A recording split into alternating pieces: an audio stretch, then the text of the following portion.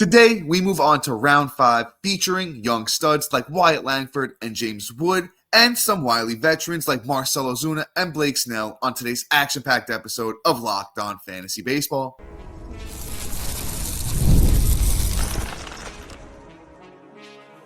You are Locked On Fantasy Baseball, your daily fantasy baseball podcast. Part of the Locked On Podcast Network, your team every day.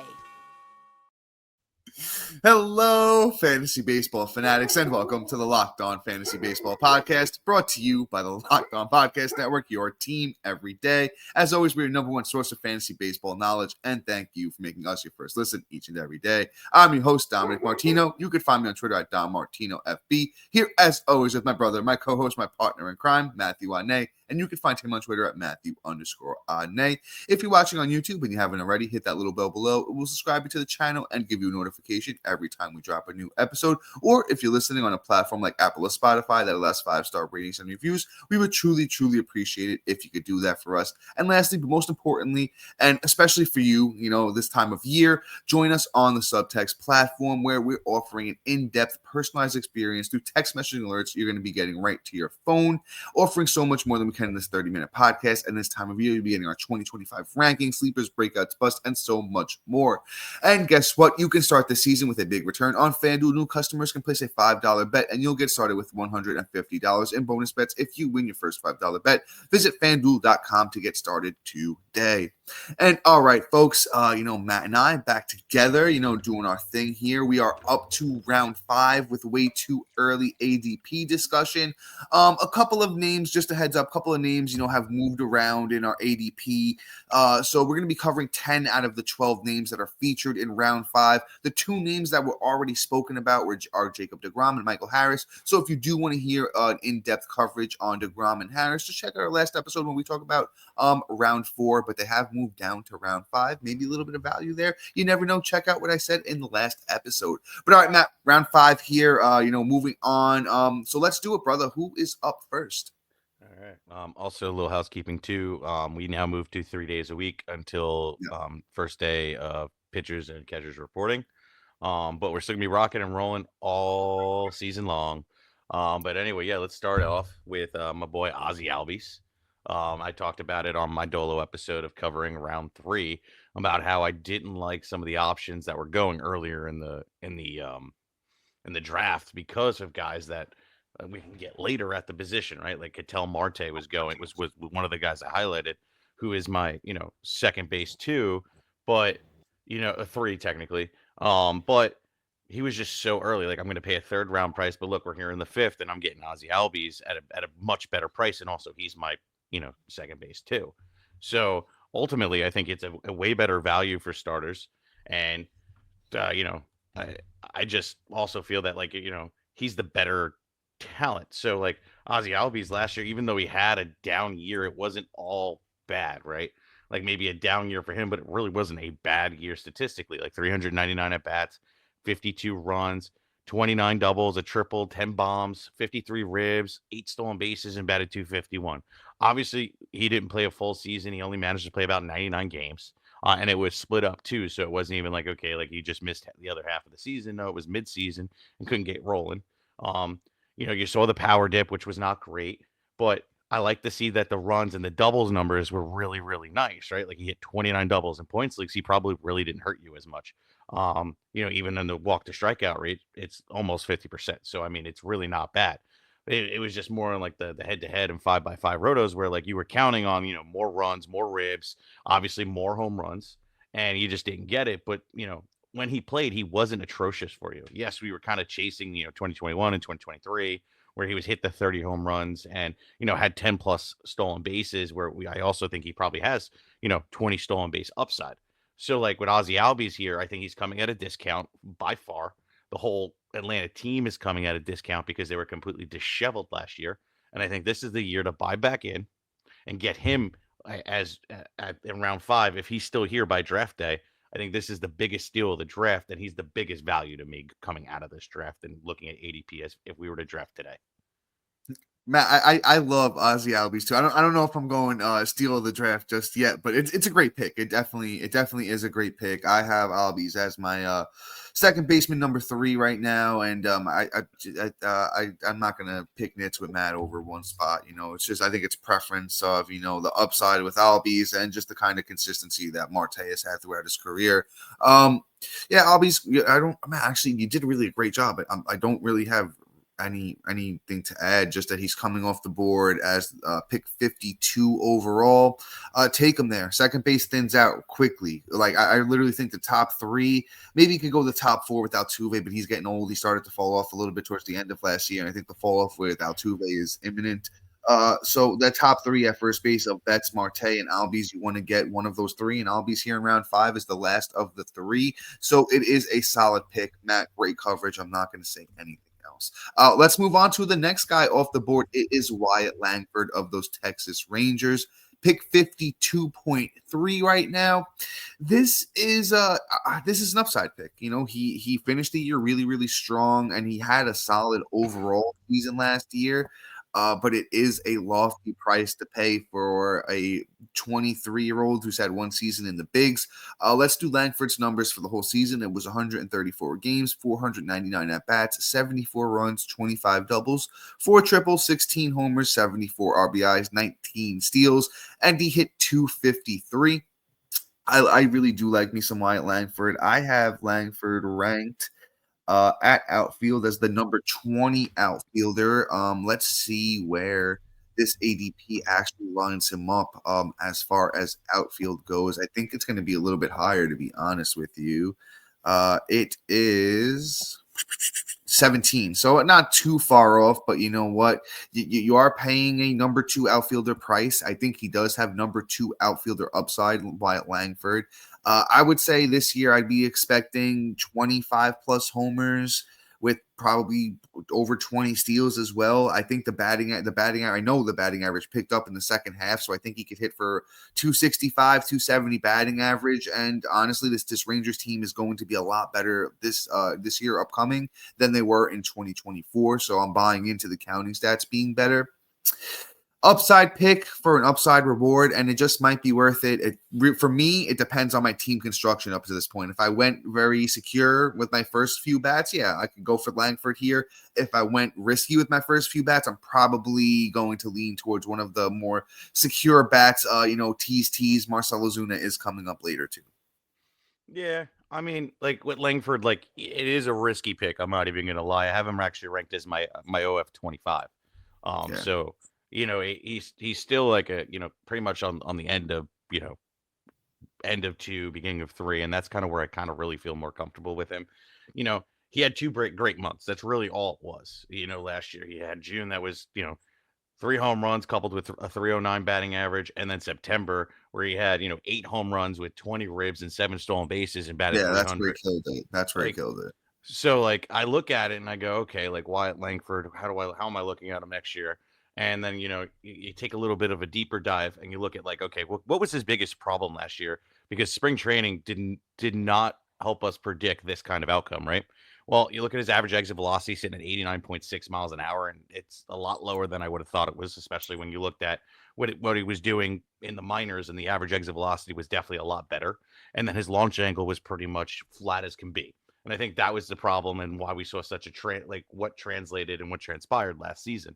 So with Wyatt Langford, I think this year he should correct that. He made an adjustment, obviously, I think, which worked in September, and it's the start of something like Dom was saying.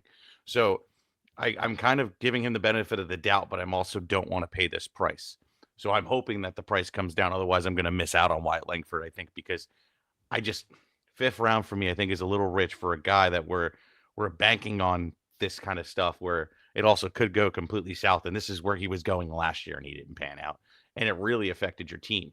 So, it just comes, it could be a landmine or you could be striking gold. And I'm a little bit more conservative this high in the draft. I'm going to let him kind of fall and, pray that I get him in like 6 or 7. That's really where I hope he kind of ends up falling by draft time. Anyway, coming up next, we got guys like James Wood, who's another exciting young brilliant star. And do I think this draft price is fair? Do I think it's not? Should he be higher? We'll talk about that and more coming up next. Okay. Get ready to tackle the NFL action with FanDuel, America's #1 sportsbook, because right now new customers can bet $5 and get $150 in bonus bets if you win. The FanDuel Sportsbook app gives you everything you need to place a bet live on the NFL, all in one place. So when you get a hunch in the middle of a game, you can check out the latest stats, view live play-by-play, and so much more on the same page where you place all your bets. Just visit FanDuel.com to join today. You'll get started with $150 in bonus bets if your first $5 bet wins. That's FanDuel.com. Never waste a hunch in the middle of a game. Make it every moment more with FanDuel, official sportsbook partner of the NFL. Also, guys, you don't want to miss out on, just betting against these Giants. And you want to make Christmas, a little extra action next week. Best thing to do is make it a little interesting. Do something on FanDuel. And the World Series, Super Bowl, Olympics, the world top athletes get to play in these top-level sporting events thanks to one thing: teamwork. And teamwork can also protect your financial legacy and your family's future. SelectQuote's licensed insurance agents are the perfect teammates when you're shopping for customized, affordable life insurance. When you can find the right policy to keep your financial legacy safely in your family's end zone, SelectQuotes is one of America's leading insurance brokers with nearly 40 years of experience helping over 2 million customers to find $700 billion, yes, with a B, in coverage since 1985. Other life insurance brokers offer impersonal, one-size-fit-all policies that that may cost more or cover less, while SelectQuote's licensed insurance agents work for you to tailor life insurance policies for your individual needs in as little as 15 minutes. You invest so much time to take care of yourself and be the healthiest, best version of you. SelectQuote's exclusive policies can reward that effort. Get the right life insurance for you in less than or for less at selectquotes.com/lockedon. Go to selectquotes.com/lockedon to get started today. That's selectquotes.com/lockedon.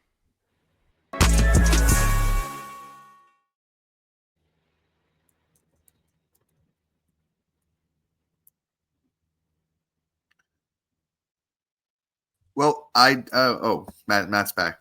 Yeah. Sorry, guys. You do a little sweepy sweep because I got a Mac. I go to the next desktop to read the next thing, and of course I back out of the whole thing. Anyway, I don't know. Did you do this? No, I was going to. I looked up and you were gone, and I was like, oh wait. I was like, Matt's gone. I think I got to do this, and then you came back for us though. You're still here. Call me Harry Houdini. But guys, what I want to talk about is subtext. Join us on there. You don't want to miss out on all the offseason action and things that are going to help you win your leagues from, redraft rankings, dynasty rankings, prospect rankings, sleepers, breakout busts, so much more that we can't give on this 30-minute podcast because we just don't have enough time. So if you want a little bit more, you want to be able to ask us questions, things like that, come on there. It's a really minimal price. You can get a free 2 weeks when you join. So sign up today. Links in the description below. But now, as I teased before the break, Mr. James Wood of the Washington Nationals, probably my favorite prospect this year, and my other one is on the same team, so it's just so much fun. James Wood is an incredible prospect, and I'm super excited to talk about him. This mountain of a man stands literally at 6'7", 234 pounds, and is electric, okay? In his little season, which obviously he struggled just for a little bit, really took off. 295 at-bats in his first rookie appearance, 43 runs, 13 doubles, 4 triples, 9 bombs, 41 ribs, 14 stolen bases, and walked 39 times and struck out 97 times, batting average of 264, an OBP of 354, and a slug of 427, and an OPS of 781.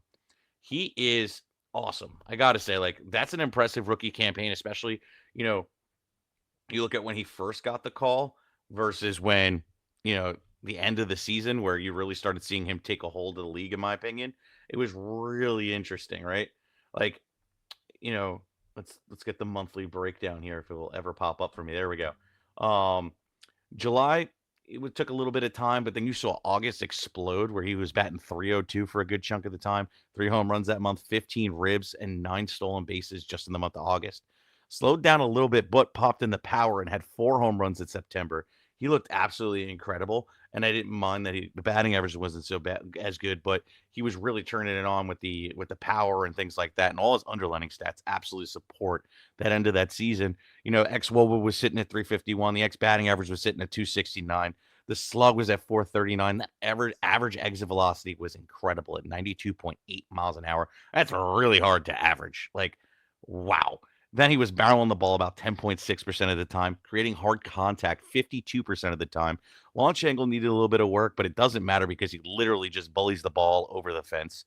And then my guy really didn't chase that much and walked. Obviously he whiffed and struck out a little bit too much, but I think that was all rookie jitters, maybe just a little bit of the reflex.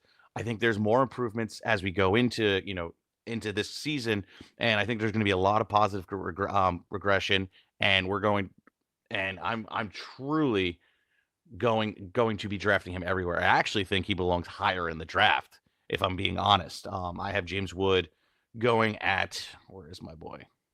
At outfielder 12. I am bullish. Damn. As an outfielder, one's a little bit. I thought I was ambitious. I have him at outfielder 15. Damn, as an outfielder one's a little bit crazy, but I do love it. I love the ambition. Well, you know what it is? I don't think I'm gonna have to pay for him. It's just where I think he belongs. But like if I waited and I, built up my roster to where I really was able to capitalize on other positions, and then I walk away with James Wood as my one, I did a good job because I have other guys on the infield that are going to be able to support if he has like even half my expectations of a season. It won't put me at a disadvantage and I could wait that long. But then I'll just load up 1, 2, 3 on the next 3 rounds. James Wood, I think, is going to be incredible and will give you ROP, which is return on pick, coined by me. But yeah, like James Wood is incredible. It's going to be an exciting season to be an owner for him. Oh, I agree 1,000%. That's why I have him ranked as high as I do. I'm above, ADP right now as well as outfielder number 17. As outfielder number 15 for me, he's coming off the board as outfielder number 19 right now. I love it, and I think he's a strong outfielder number 2. It's just a little rich for my blood. We have just a couple of more established guys ahead of him, right now. But I love it. Matt, you broke him down very well. You explained why he's going to be one of the next big stars in the MLB, and I'm all for it. Let's move on to somebody that's a little bit more seasoned. Let's talk Marcelo Ozuna. Here's going to be the biggest thing for me, guys.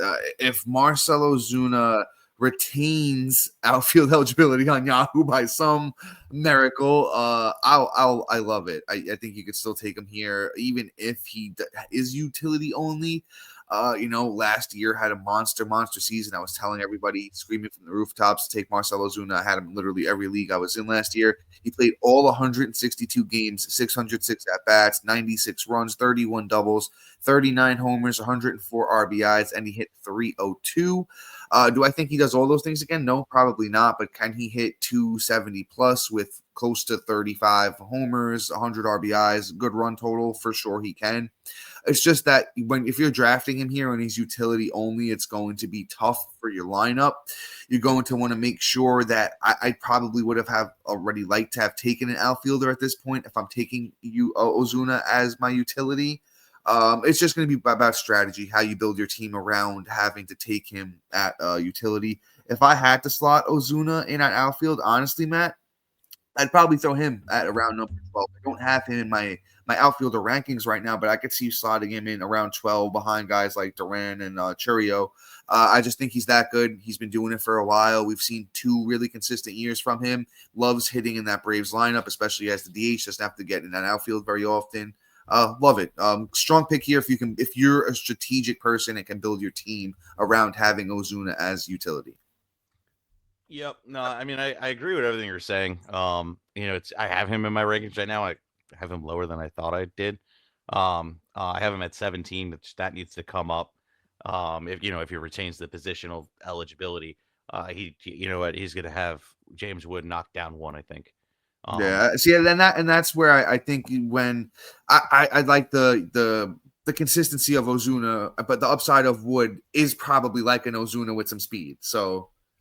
Not just some speed, a lot of speed. But Yeah, he's quick. James Wood yeah, is quick. but Ozuna is the safer pick, and I don't know why I have it so in my rankings, but obviously I'm able to admit when I'm That's why we wrong. do this. That's why we Yeah. do this, to adjust. So we're all learning here. Yeah. I wouldn't say learning, but we're still making adjustments. Adjustments. But coming up next, you're gonna find out, what we think of this, landing spot for Mr. Willie Adames. Is it going to be positive fantasy output or negative fantasy output? Will be coming up next. Folks, need to talk to you about my friends over at Game Time. Game Time has a new feature called Game Time Picks that makes getting tickets for your favorite live events even easier. Game Time Picks filters out the fluff to show you only incredible deals on great seats so you don't have to waste time searching through thousands of tickets. With Game Time Picks curation, it makes it easier to save more on sports, concert, comedy, theater, and more. Game Time has plenty of great features, such as their all-in pricing. When you toggle this feature, it shows you the total up front, so you have no surprise fees when you check out. With their seat views, you get a panoramic view from the actual seat you'll be sitting in before you buy. With their lowest price guarantee, Game Time will credit you 110% of the difference.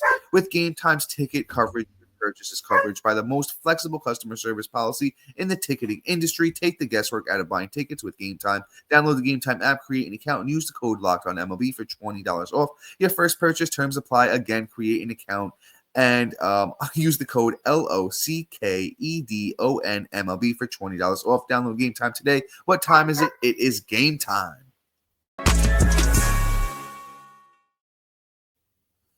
All right, Matt, and you said it. Let's do Willie Adames. I'm down. Big down arrow on Willie Adames. I don't like the landing spot. The team isn't really as good as the Brewers were, just to be straight up.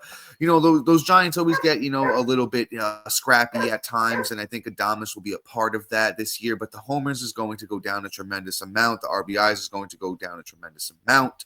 The steals, he's not really that fast, very mediocre when it comes to speed, so the career high 21 steals, I don't think, is sustainable. A guy in a career, a guy in a contract year having a career year speaks a lot. Especially when you speed sometimes is more about if you want to steal those bases. And I'm sure Adames did to want to pad those stats to get those numbers. I'm down on him. I've moved him down at shortstop to my number 14 shortstop, and honestly, it's falling as we speak. I can see him falling down even a couple of more spots.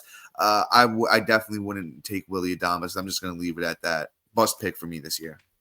I'm right there with you. I feel like his fantasy value has literally just done this.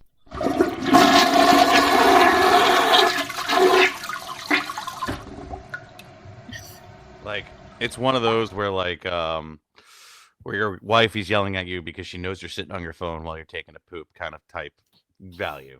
It's bad.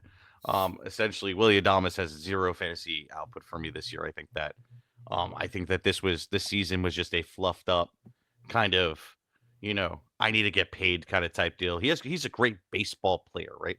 We talk real life baseball. I am not knocking him. It's not an indictment on his talent or his ability. It's more of, what am I going to get as a fantasy player, right? What is that output for me? It's there. It's just not there. Nothing supports what he did last year, really. Average exit velocity was sitting at 88.6, really only created hard contact about 40% of the time. He just has a really good launch angle.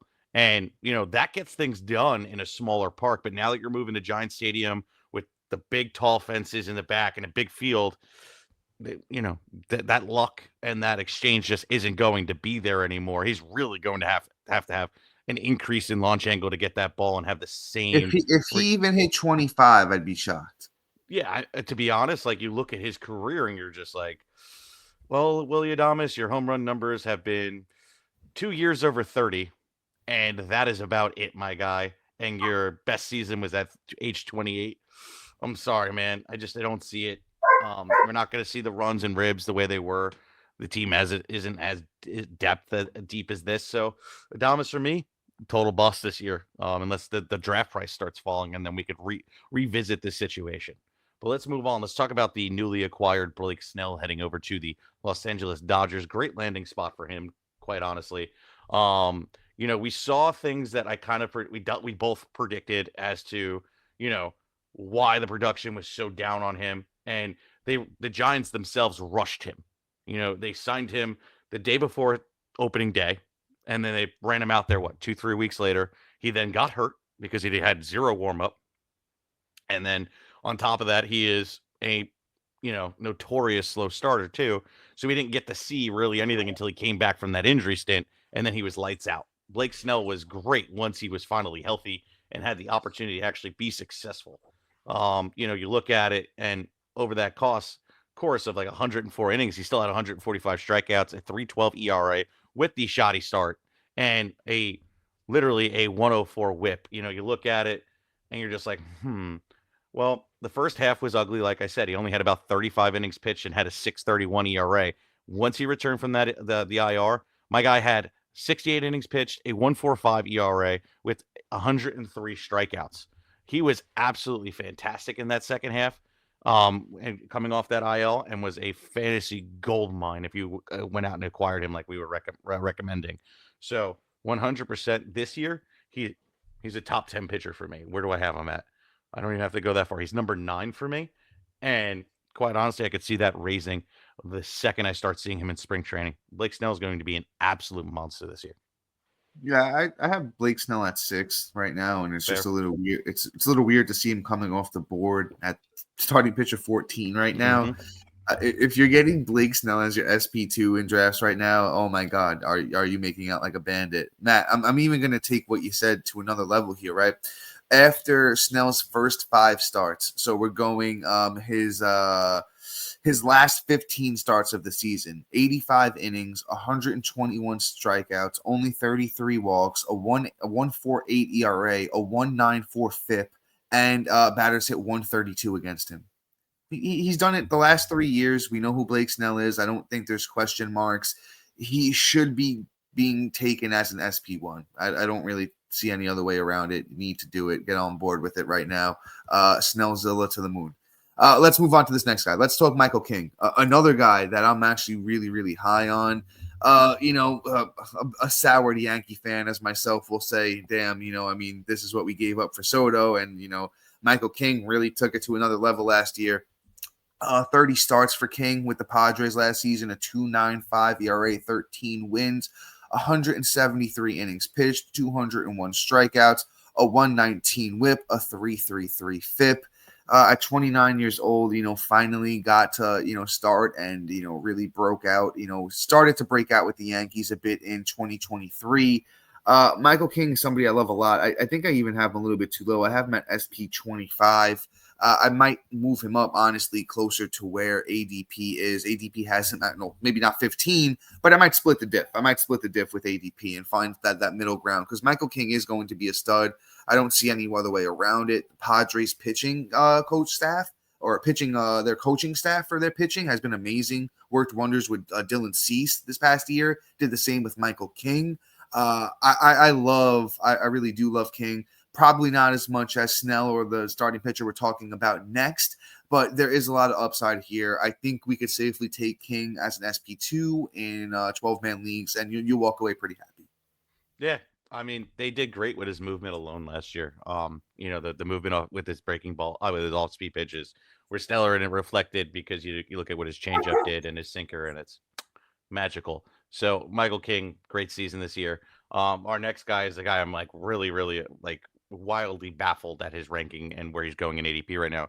It's Yoshinobu Yamamoto of the LA Dodgers, and I get it. Like he was hurt last year, and what are you going to go and say? Okay, the kid at 25 has injury issues. He's not like he's, like Imanaga, where he's on the older side. Like, I think it's more of the shoulder that was, at the end of the year with the, in the postseason, he got that the rotator cuff issue, and I think that's going to be the big thing. Once he gets back from spring training, see where he's at with the shoulder issue. I think then he'll move up in ADP. I do have him ranked higher than this too, but I think that's what a lot of people are scared off about.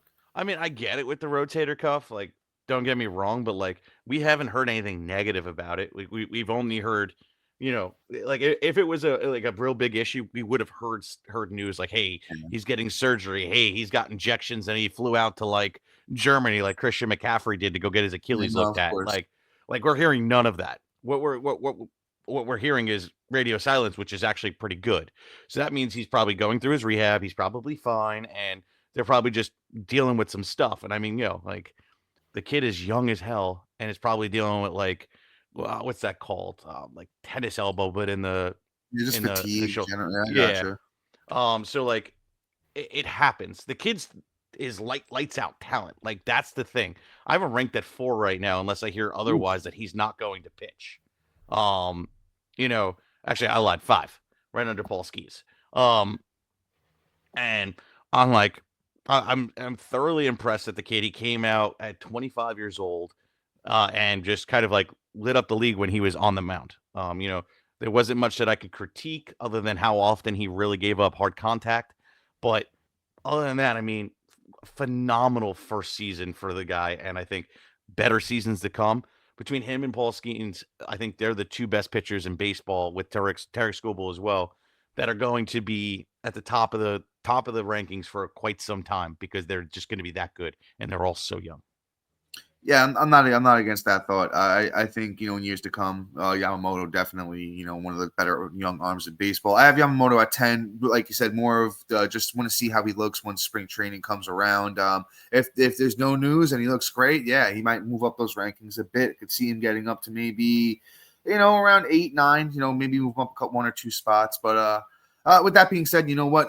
Let's wrap it there, guys. Until next time, thank you for making Locked On Fantasy Baseball your first listen each and every day. After you make us your first listen, check out our boy Sully over at Locked On MLB. Make him your second listen. But guys, until next time, see you. Peace.